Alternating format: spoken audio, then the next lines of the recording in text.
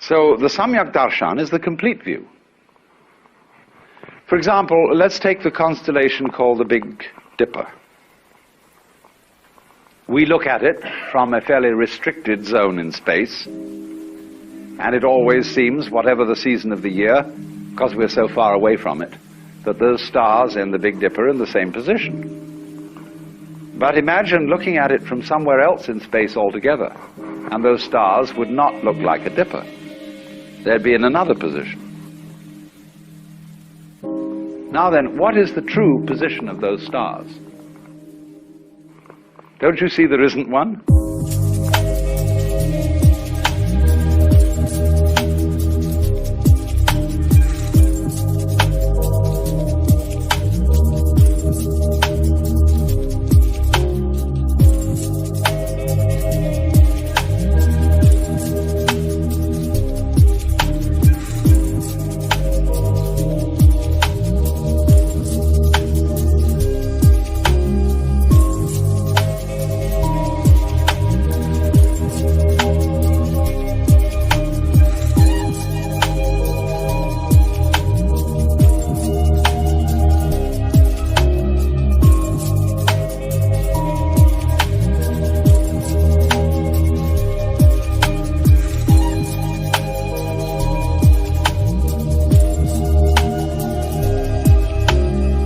Because wherever you look, the position alters. You could say that the true situation of those stars is how they are looked at from all points of view, all possible points of view. Inside the constellation, looking outwards, outside the constellation, looking inwards, from everywhere and everywhere. But you see, there is no such thing as the truth. The world, in other words, is not existing independently of those who witness it. Because the world is precisely the relationship between the world and its witnesses. And so if there are no eyes in this world, the sun doesn't make any light, nor do the stars.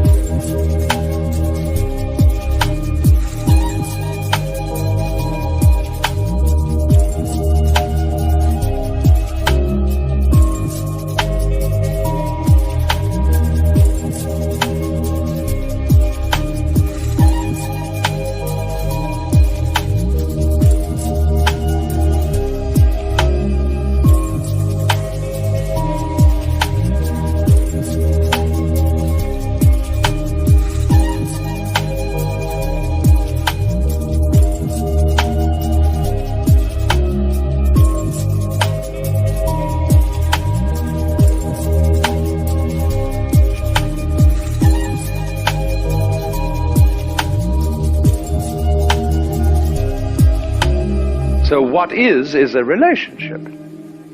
You can, for example, prop up two sticks by leaning them against each other, and they will stand. But only by depending on each other. Take one away and the other falls. So in Buddhism it is taught that everything in this universe depends on everything else. That we have a kind of a huge network.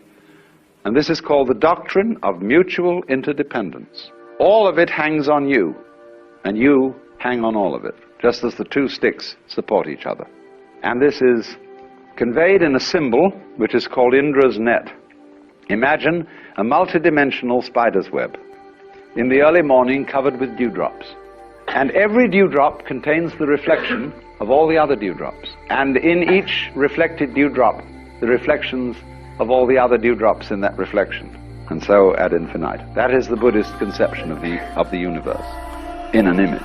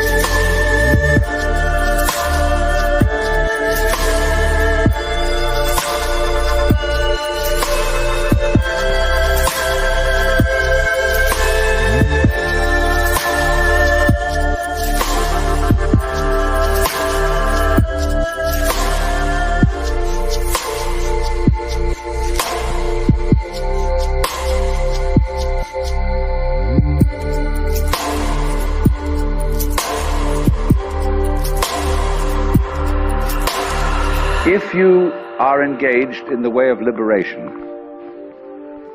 and you want to clarify your consciousness, doing that is inconsistent with certain kinds of action. So every Buddhist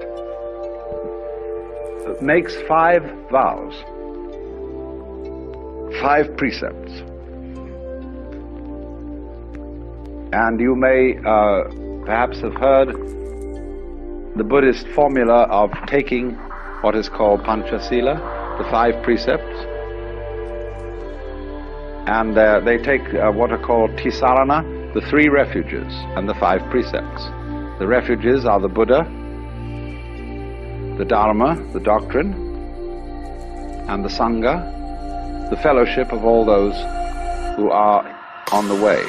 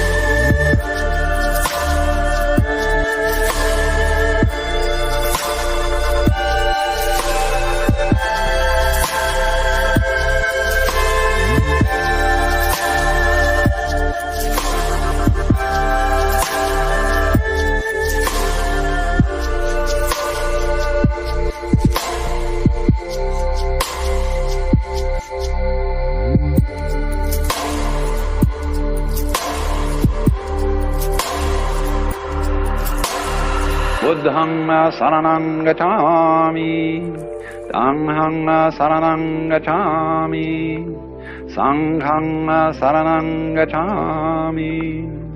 Those are the 3 refuges, the Buddha, the Dharma, and the Sangha. Then they take the 5 precepts. Panatipata veramani sikapadang samadhiyami. Adinadana veramani sikapadang samadhiyami. Kamesu michachara veramani sikapadang samadhiyami. Musavada veramani sikapadang samadhiyami. Kamesu michahara veramani sura merya majapamadatana veramani sikapadam samadhiyami. So they take these 5 precepts. Panatipata. I undertake the precept to abstain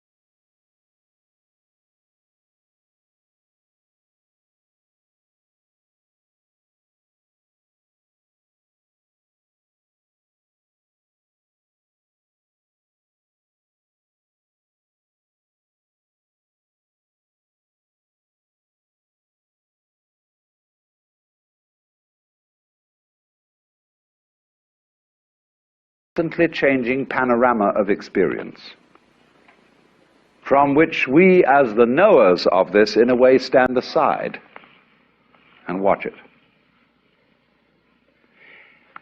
We think of our minds as a kind of tablet upon which experience writes a record. And the tablet is always there, although the experience goes by. And eventually the experience, by writing so much on the tablet, wears it out. It's all scratched away, and you die. See? But actually, if you will investigate this, and you have to experiment on this because I cannot explain it to you in words, you can only find it out for yourself. There is no difference between the knower and the known. When you say, I see a sight, I feel a feeling, you are using redundant language. I see implies the sight. I feel implies the feeling. Do you hear sounds? No. You just hear. Or you can say, there are sounds. Either one will do.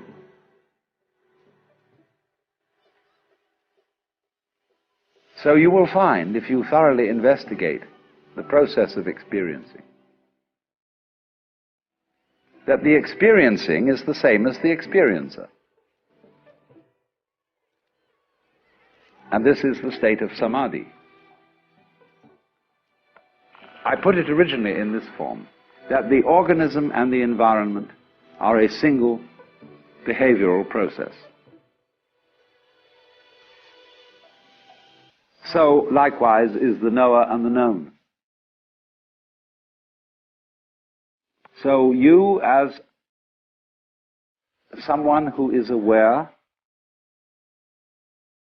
and all that you are aware of is one process. That is the state of samadhi. And you get to that state by the practice of meditation. Every Buddha figure practically is seen in the sitting posture of meditation, which is sitting down quietly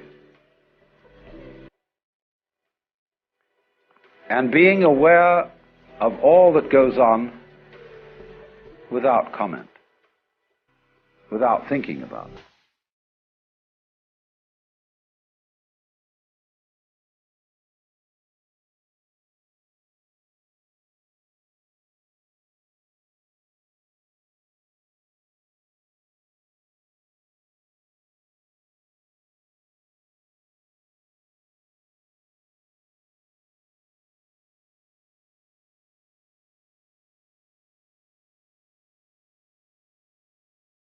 And when you stop categorizing, verbalizing, talking to yourself inside your head, naturally the separations between, for example, knower and known, self and other, simply vanish. Can you point to the difference between my 5 fingers?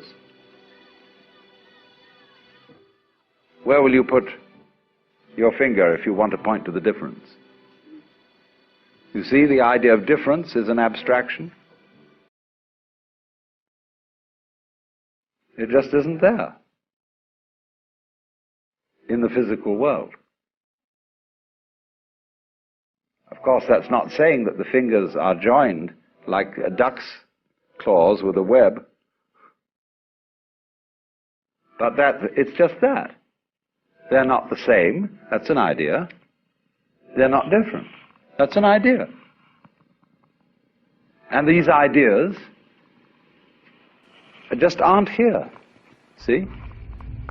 You can't point to it. You can't put your finger on it. Get then to the state of affairs where you see the world free from concepts. That's what Buddhists mean by void. When they say the world is basically they use the phrase shunya. That has a meaning of like empty, void. Everything is shunya. This has certainly also the meaning of anitya, of transience, but basically it means you can't catch the world in a conceptual net. Just if you try to catch water in a net, it all slips through. If you try to tie up water in a paper package or grab it in your hands, it all flows through.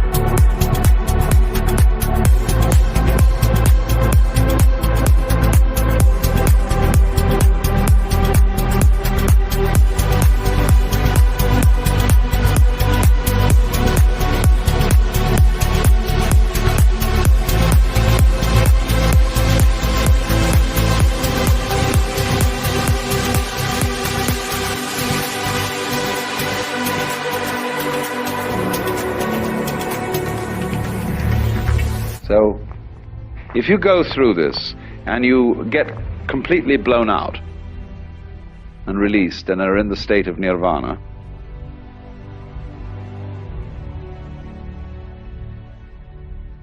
for no reason that anybody can explain, just as, for example, as I pointed out, when you see that you can't change yourself, you can't lift yourself up by your own bootstraps, you then get a new access of psychic energy. So in exactly the same way, when you get to this state of nirvana, there wells up from within you what the Buddhists call karuna, or compassion. The sense that you aren't different from everybody else. Everybody else's suffering is your suffering. And so this tremendous sense of solidarity with all other beings